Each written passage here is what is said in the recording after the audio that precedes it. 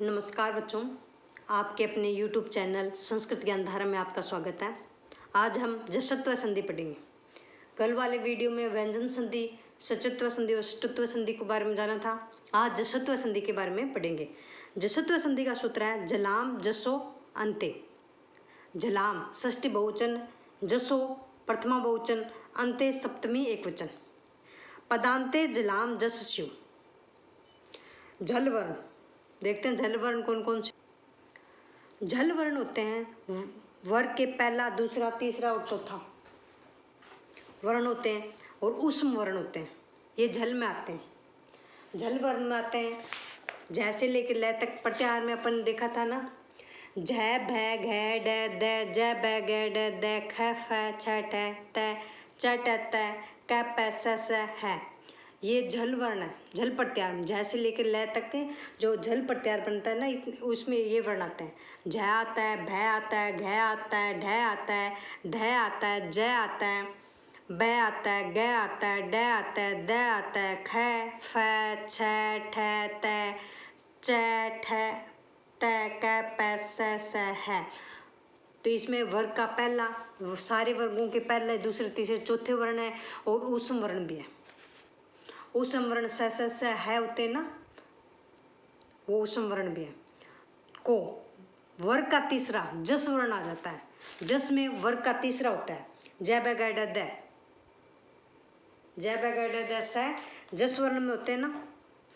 झल वर्णों को जस वर्ग का तीसरा पदांत में आ जाता है। जस में वर्ग का तीसरा वर्ण होता है। देखो जगत ईश, तो ये झल वर्ण है, तो इसका तय का तीसरा द आ गया, तो जगदीश है। सुप अंत वर्ग का पहला है और प फ ब, तो वर्ग का तीसरा सुबंत। झल वर्ण का इसी जो झल वर्ण आएंगे, पहला, दूसरा, तीसरा, चौथा, कौन सा भी वर्ण आ जाए उसका तीसरा हो जाता है जश्चत्व संधि में। बस ये देखना है, जो लास्ट वाला ये वर्ण होता है ना, इसका तीसरा कर देंगे तो वो जश्चत्व संधि होगी। सीधी सी बात ये है। और झल वर्णों में वर्ग का पहला, दूसरा, तीसरा, चौथा और ऊष्म वर्ण सारे होते हैं ना झल वर्णों में, और इसका जस में तीसरा होता है। जो ये यहाँ पे आएगा ना, उसका तीसरा करना है। त आया तो इसका तीसरा द हो गया, प आया तो इसका तीसरा ब हो गया। तो ये देखो वाग ईस, तो क आया, क का तीसरा ग, वागीश। तो जो ये वर्ण आएगा ना धन चिन्ह से, पहले उस वर्ण का तीसरा कर देंगे तो वो जश्चत्व संधि होगी। सचित प्लस आनंद, तो ये तय वर्ग है, तो तय का तीसरा वर्ग कौन सा होता है? द, त थ द द, तो सच्चिदानंद। सचित प्लस आनंद सच्चिदानंद। अच का तीसरा ज, अजंत, अच अंत अजंत। त्रिष्टुप आदि, प का तीसरा ब, त्रिष्टुपादि। बस जो ये वर्ण आएगा इसका तीसरा बदलना है, हो जाएगा, उसे ही जश्चत्व संधि कहते हैं। जो यहाँ पे पहले पद में जो अंतिम वर्ण होगा उसका तीसरा बदल देंगे और वैसे के वैसे उनको जोड़ के वर्ण वाक्य शब्द लिख देंगे, उसमें जश्चत्व संधि हो जाएगी। और झल वर्ण होते हैं, झल वर्ण में पहला, दूसरा, तीसरा, चौथा और ऊष्म वर्ण होते हैं। जस में वर्ग का तीसरा वर्ण होता है। ये अपने प्रत्याहारों में भी अच्छे से देखे थे, जश्चत्व संधि कहते हैं। और जश्चत्व संधि का सूत्र कौन सा होता है? तो जलाम जसो अंते।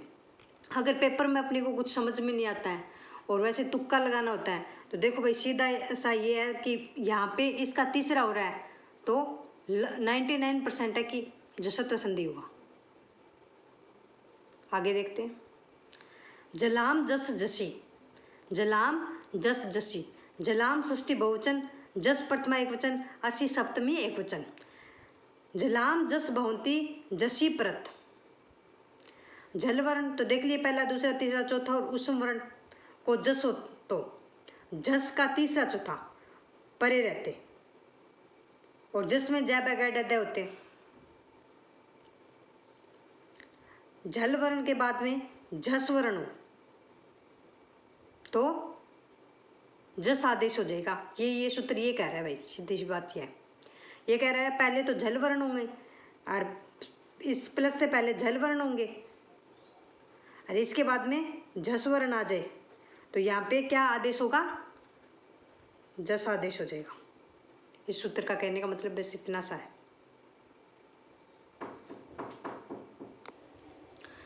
झलों, झल वर्ण पहला दूसरा तीसरा चौथा और उष्म को जस आदेश होता है जब झस बाद में होगा, झल के बाद में झस होगा तो क्या होगा, जस आदेश हो जाएगा। तो बुद्ध चौथा वर्ग का चौथा अक्षर है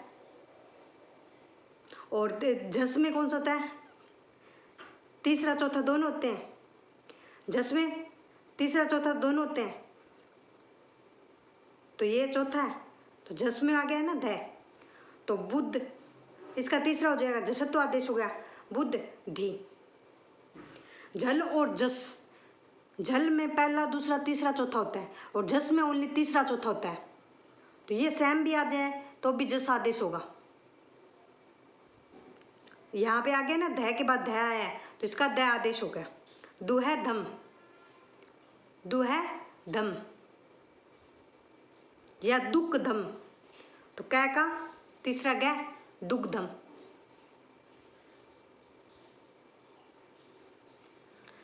सिद्ध धी, सिद्धि, ध आ गया।